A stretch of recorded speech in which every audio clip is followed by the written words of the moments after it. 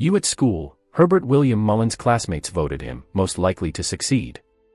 By the time he was 25, he would take the lives of 13 men, women, and children with a knife, cut her open and pulled out all of her intestines and laid them out. People were running for their lives. He drove off after shooting at them with a rifle. He claimed to be on an extraordinary mission to save lives through murder, stating he was going to do something heroic and significant. But was this heinous serial killer driven by nature or nurture? We asked the investigators who had to unravel the mystery. The purpose of my job with Herb Mullin was trying to figure out what made him tick, one investigator noted. The murderer himself was Herbert William Mullin, born to kill. I was a good Catholic. I said my prayers every day. I went to church every Sunday. I made sure that I would go to confession at least once a month. Between October 13, 1972, and February 13, 1973, he did, in fact, create chaos. In January 1973, Sheriff's Detective Terry Medina encountered a crime scene he would never forget. You know, when you work homicide as long as I did, there are things that get into your mind that you wish you could not have there anymore. This cabin was one of those scenes that haunts me a little bit. Medina had been called to a woodland cabin near an old tourist attraction in the Santa Cruz Mountains known as the Mystery Spot, a place advertising the phenomenon of the unknown where the planet and gravity don't exist as they do in other places. The fact is, the night that these bodies were discovered, it certainly wasn't the course of nature as we know it. It was around Christmas time, it was drizzly, rainy, and wet. I remember this dirt road, and the small cabin was just off to the right. The cabin was home to 30-year-old Kathy Francis and her family. There were 3 bodies that were found in that cabin, Mrs. Francis and her 2 sons, who were pretty young. The first thing that hit me was that the Christmas tree was knocked down and decorations were broken. It was supposed to be such a good time of year, and there was obviously a violent struggle in that cabin. She put up a big fight. Kathy's boys had been playing Chinese checkers in their bunk. The killer had shot them and then stabbed them with a hunting knife. One of them he had to pull by the foot to draw closer and stab him. It seems so peaceful when you hear those birds. Who would have thought that something this tragic would have happened in such a quiet, pretty place? The unexplained murder at the Mystery Spot was just one of many terrifying incidents in the laid-back coastal community of Santa Cruz during 4 months of madness. You know, this was a strange time, to say the least. The DA came out and called us the murder capital of the world. A killer was striking indiscriminately. The community and the people living in this county were really on edge. Young women were surprised. Oh my God. It raised the hackles of so many people, the elderly, everyone. We hadn't had anything like this in Santa Cruz County before, and I hope to God we never have anything like this again. No one was safe. This was going on with unbelievable frequency. We had so many women who were stopped. There was a lot of pressure on the police and detectives, so many bodies turning up, killed in very different ways under different sets of circumstances. From a law enforcement perspective, you can't make a real connection between these people. Then on February 13, 1973, a single rifle shot would ring out on the Santa Cruz cliffs, and the mystery would begin to unravel. 73-year-old Fred Perez was starting some gardening when a young man drove into the quiet neighborhood. Driving down the street on a Sunday morning, an elderly gentleman working in his front yard was shot and killed, and the assailant drove off. A neighbor had spotted the car leaving, and police soon stopped it. The occupant was 25-year-old Santa Cruz resident Herbert William Mullin, a seemingly mild-mannered young man. He was unassuming, withdrawn, quiet. If you looked at him and talked to him, you'd think he was a law-abiding citizen. He was interested in the community, he was a moral person, that's what he was on the face of it. But investigators soon realized there was more to this quiet and polite young man than met the eye. In Santa Cruz, California, 25-year-old Herbert Mullin was charged with the fatal shootings of 6 persons in the past 3 weeks. Herbert Mullin was suspected of as many as 13 murders. Mullin, who had been voted most likely to succeed in his high school class and held a college scholarship, reportedly was involved with the Santa Cruz drug culture. With Mullin in custody, detectives, including defense investigator Harold Cartwright, began searching for answers to the question on everyone's lips, why? The purpose of my job with Herb Mullin was trying to figure out what made him tick. Cartwright's investigation would begin in Mullin's small hometown of Felton, nestled among the redwoods of the Santa Cruz Mountains. This is San Lorenzo Valley High School, Herbert Mullin graduated from here in 1965.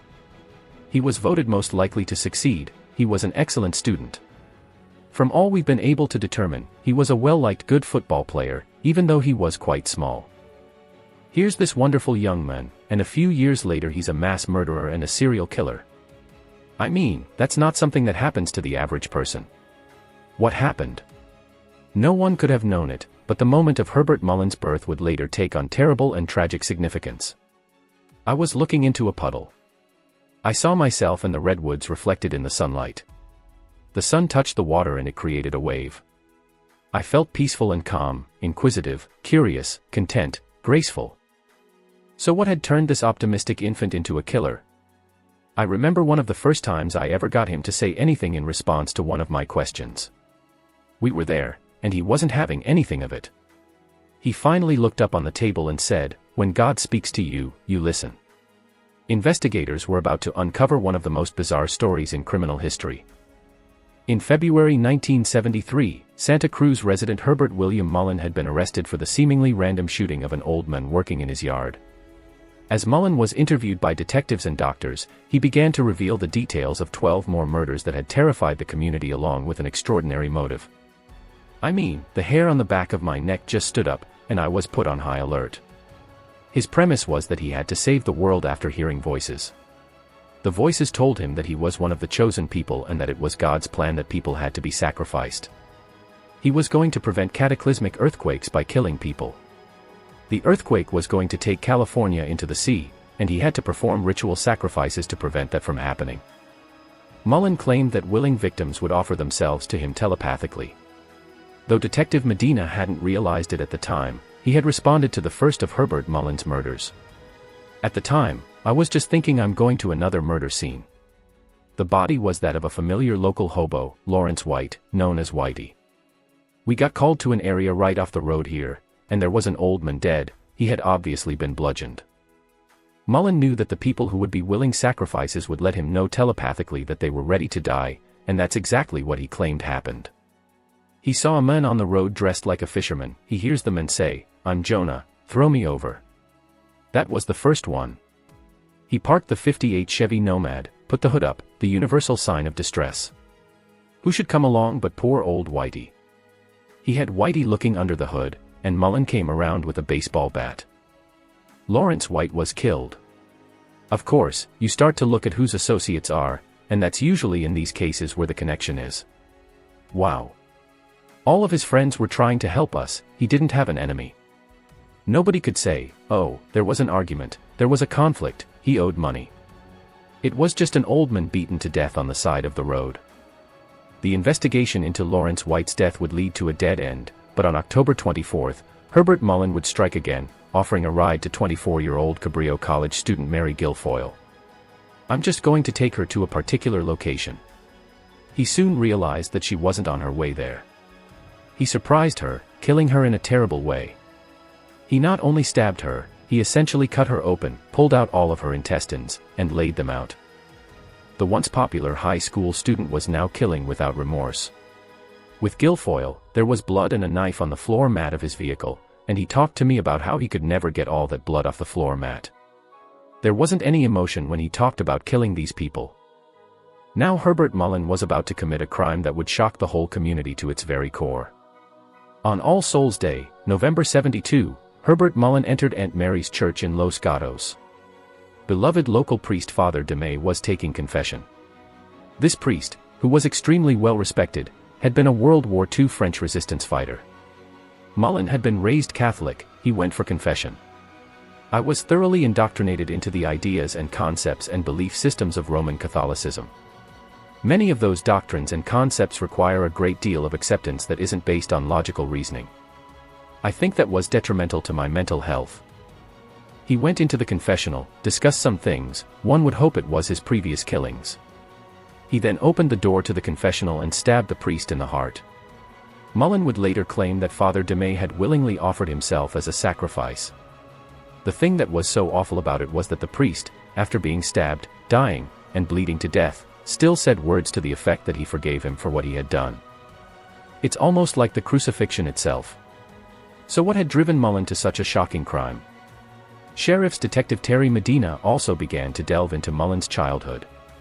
During the investigation, we had to interview his parents. His mother was just a very nice, typical mom of the time. Herb's father was a regular guy, he worked for the post office. He was a former Marine, but he was very strict. I mean, there was a bright line of right and wrong. I entered Stevens Grammar School, I was a good student. I think in my point of view, I did my homework at night. I was always on the honor roll. I was a pretty good athlete. I thought that it was beating me towards a beneficial life, I could be a good member of my family. Detailed investigations failed to turn up anything significant or unusual about Mullin's childhood until his late teens. After high school, he started to change clearly. I spoke with his high school girlfriend, a nice young woman. They got engaged to be married, and he started acting stranger and stranger. She was afraid of him at times. He got to where he didn't want her to make any decisions, and I recall that he would slap her legs if he got annoyed with her or angry with her. The young Herb Mullin was beginning to show signs of severe paranoia. We don't know what triggers a paranoid disorder. There are a lot of theories early on that the reason somebody became paranoid was that they had enacted upon homosexual urges and became terrified of those urges. So what they would do is turn this into, somebody is going to try to get me. They're talking about me. They're going to hurt me. They're conspiring against me. They're going to make me do things that I don't want to do. This is not a sexual identity problem. I think people would get that confused, thinking, oh, they're gay and they don't want to be. This is much more of a terror-based feeling. So what was causing this change in the previously devout, clean-cut Catholic? When they spoke with Herb's sister, she mentioned the first time she really became concerned about her brother was when he was having dinner with their family. He started mimicking everything her husband did. If her husband picked up a fork or a knife, he would pick up a fork or a knife. If her husband got up and went to the sink, he would get up and go to the sink. This went on for some time, and she described it as him being in a trance, that he really wasn't in control of what he was doing. He was just being controlled by his brother-in-law. This trance-like mimicking is known as apraxia and can be a symptom of schizophrenia. It used to be thought of as a young person's disease. The schizophrenic frequently doesn't manifest symptoms until late teens or early 20s, although there are exceptions to that. Mullin would also allege that his high school friend Jim Jenner had turned him onto mind-altering drugs. Mullin dropped Catholicism in favor of an obsession with Eastern religions and registered as a conscientious objector. His family began to believe drugs were the cause of the extreme changes in his behavior. A lot of people at that time, including his parents, thought it was because he was experimenting with marijuana and LSD. I don't believe that at all. We could never find anything that indicated that. At some point in his life, his drug life snapped him into some other reality. It just didn't seem to be there. It may have been connected with some of his psychedelic drug taking, but that alone would not make somebody permanently psychotic unless the person was already tending toward that or had begun to show signs of it. As of January 1973, Mullin had killed a hobo, a college girl, and a priest. His next killing would be much more personal. He felt that Jenner had introduced him to marijuana and that had ruined his life. At some point, he became fixated on the idea that Jenner was responsible for all of his problems. Jenner's crime scene was horrific. At that point, he had a gun, he shot Mr. Jenner and took a knife and stabbed Mrs. Jenner. Well, that's the messy part of his delusion. He blames the person who introduced him to drugs.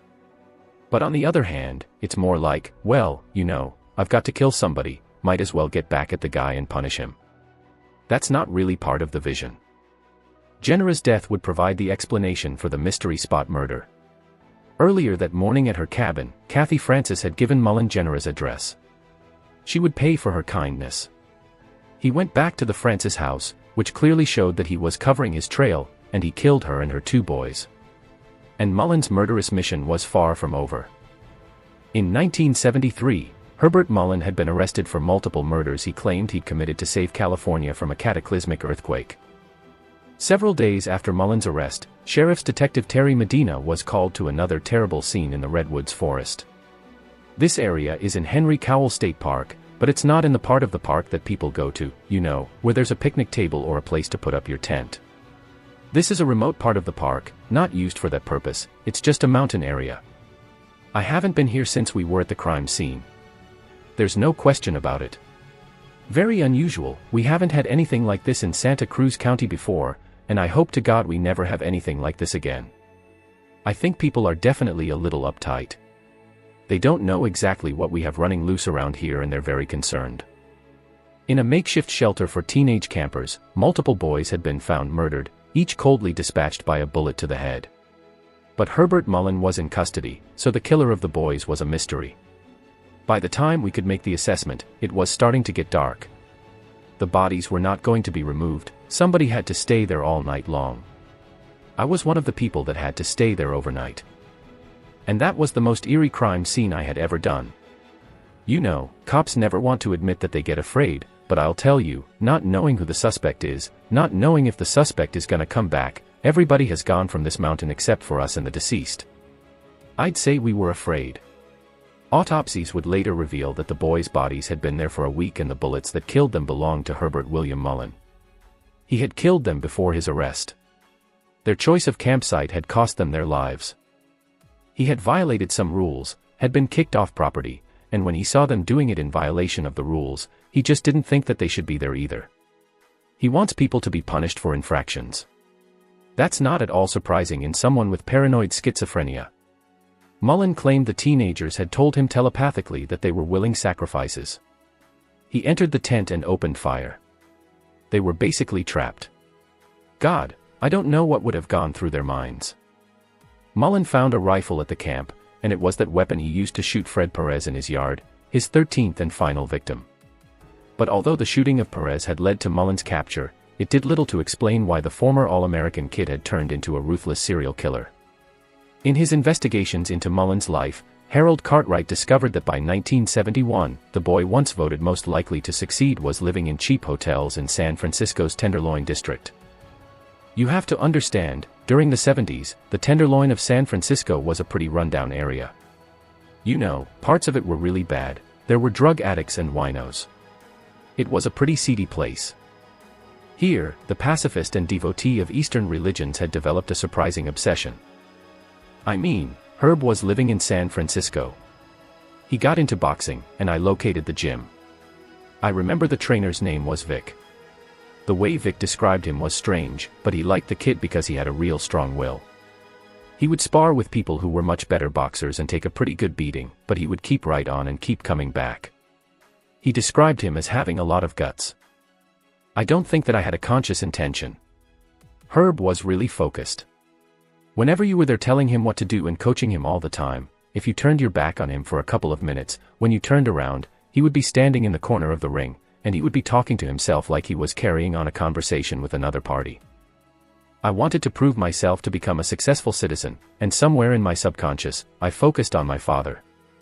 He had told me he had been boxing during his formative years, so possibly I engaged in that violent activity because of my desire to be more like him in terms of being a successful story. It's not unusual to search for something that will make you better, whatever that better is. It's very painful to be out of sorts to that degree, and the psychological pain is something that many schizophrenics will talk about at some point. They can't stand the pain that they're in. In the Tenderloin, Cartwright located one of the decrepit hotels where Mullin had lived. He located one landlady who had some boxes in her basement that he had left when he moved, and they were filled with Herb's crazy writings and drawings, hundreds of pages that really didn't make any sense at all. One of the symptoms of certain types of schizophrenia or other kinds of learning disorders is hypergraphia, where a person just writes and writes. Sometimes they'll write all over the walls, all over their bodies, they'll keep journals, they'll write endless letters to the president. It's not that they need to put things in writing for any particular reader, this is just a compulsive recording of details, details, details. He composed great heaps of literature, which was essentially undecipherable. While he was there, these seemingly senseless writings would contain hidden codes that provided a terrifying glimpse of Herbert Mullin's future intent. There was a lot of material about the 12 apostles plus one, clearly implying that he was the 13th disciple of God. Mullin was beginning to develop his theories for how he would save California from natural disaster. He came across a death date that was very significant. It's Albert Einstein's. Albert Einstein died on his birth date, April 18th, which also coincides with the San Francisco earthquake of 1906. Nobody could say what percentage of schizophrenics ever attain this level of clarity, but it is common for someone to hold magical beliefs about certain numbers as part of their delusions. So in the mind of a delusional person, what he sees is that Einstein died to protect the people born on April 18th, and those people now had a mission to protect everybody else. So he's going to do something heroic. He got very involved in looking at all the numbers of death rates all over the place, and then looking at natural disasters and seeing how, well, look here now. Death rates go down, and we have a hurricane or an earthquake. So he has to think of a way to murder people to bring the death rate up to stave off the earthquake. Herbert Mullin would choose the 13th day of October 1972 to begin the devastating 4-month killing spree that would claim the lives of 13 innocent people, his final victim again slain on the 13th of the month. But were Mullin's murders really driven by delusions? Would his insanity mean he could escape punishment for his crimes? In 1973, the trial of Herbert Mullin would, in turn, shock, baffle, and repulse the jury and test their concept of the term insanity to the limit. That he was guilty of murder was in little doubt, but whether he was legally responsible was the pressing issue. When these horrible crimes occur, I think we're sort of conditioned to think he must be crazy. That sets the stage for a battle over whether they are therefore legally insane. The state of mind is really what this case turned out to be all about. Well, this is the courtroom where the trial occurred. Judge Vanish's courtroom is on this side, where the defense team sat. From the moment Mullin met his court-appointed attorney, his behavior had been bizarre. Herbert Mullin said he didn't want me because I didn't look sufficiently like Richard Nixon. This is not exactly the height of Nixon's popularity. It was apparent that he was dingy as a bedbug. As the trial progressed, any lingering doubts that Mullin had been the perpetrator of all the crimes soon vanished. Mr. Mullin normally sat in this chair. He would interrupt the proceedings from time to time. He would get very excited to say something to his attorneys when somebody was describing how the location of a body or how many stab wounds there were, so on and so forth. When somebody's doing that, they're obviously incriminating themselves. Although it was clear to all that Mullin was mentally ill, was he insane enough to avoid full responsibility for the crimes? Even a diagnosis of severe mental illness is not the equivalent of legal insanity. Legal insanity is who should be held morally responsible. In most jurisdictions, it's based on the Macnaghten Rule, which comes from England. Part of the Macnaghten Rule is that if you're doing something and don't know it's wrong, then there's an excusable homicide. Well, he didn't know what he was doing was wrong. I could see he thought he was doing the right thing. Against all expectations, Mullin made it clear that he wanted to speak. Mr. Mullin did testify, which is very unusual. He came up, he didn't sit down, he was like this, and he basically gave us all a lecture on the stand. Mullin claimed his family, friends, and neighbors had all conspired to drive him to murder, a belief he still holds. All those involved with the investigation of Mullin's crimes dismiss his claims as the delusions of a madman. I've seen so many cases where it's so easy to blame parents for things that go wrong. If either parent knew exactly what Herb was doing, they would have turned him in. I'm positive with that in my heart. Once a schizophrenic, always a schizophrenic. His parents were wonderful people, and the fact that he might think something is strictly part of his mental illness. The thing about someone who's paranoid is that they truly believe that there's a conspiracy against them. You can show this individual proof that what they're thinking is not right, and then you become part of the paranoid pseudo-community. But would Mullin's madness mean he would escape punishment for his crimes? The defense in this trial, I've got to tell you, they did a great job.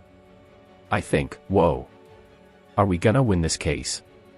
They said, if you're Herbert William Mullin, 2 + 2 = 5, and everything that derives from that is wrong.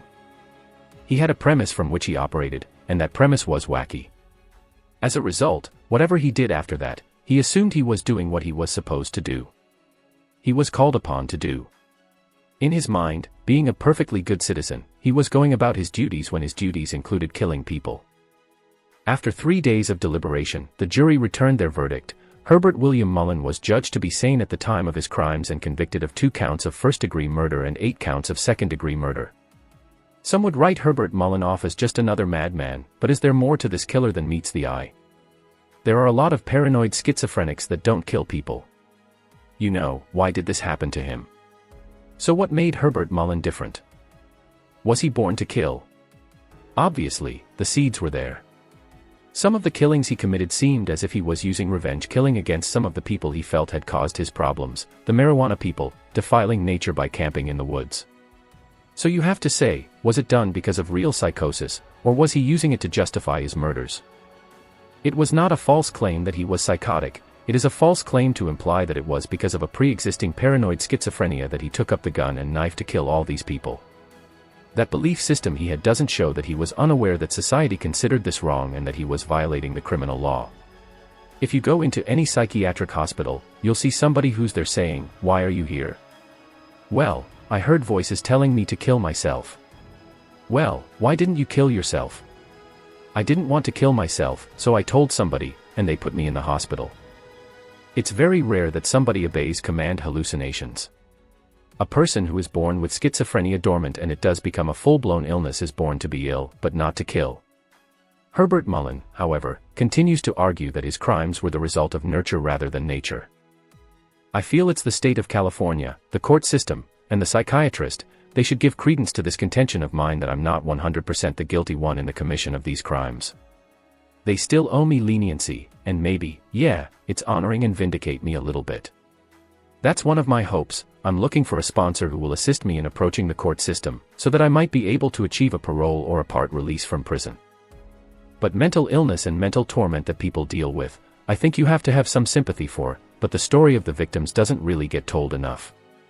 For the investigators that spent months delving into the life and mind of Herbert Mullin, the answer to the question of whether he should be released is a very simple one. Think of all of the people's lives he destroyed.